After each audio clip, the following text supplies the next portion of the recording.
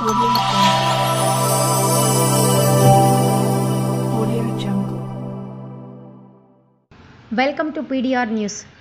GSR Foundation Chairman Guduru Sandhya Shekhar Reddy కుమారుడు గూడూరు జైవిన్ రెడ్డి జన్మదినోత్సవ వేడుకలను ఘనంగా నిర్వహించారు. ఈ సందర్భంగా కేక్ కట్ చేసి జన్మదిన శుభాకాంక్షలు తెలిపారు.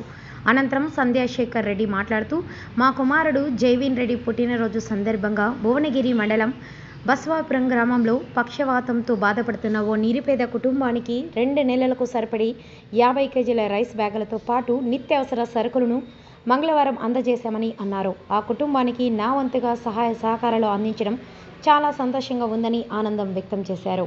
ప్రతి ఒక్కరూ కూడా ఇలాంటి నిరుపేద కుటుంబానికి సహాయ సహకారాలు అందించాలని సంధ్యా శేఖర్ రెడ్డి కోరారు. ఈ కార్యక్రమంలో కూతాడి సురేష్, వినయ్, అరుణ్ తదితరులు పాల్గొన్నారు.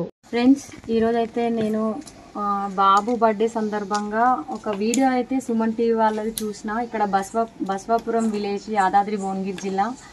వీళ్ళు దాదాపు ఒక 8-9 నెలల నుంచి పెరాలసిస్ వచ్చి తనైతే కాలు చెయ్యి చొచ్చుబడిపోయి పని చేయకుండా అయింది తనది.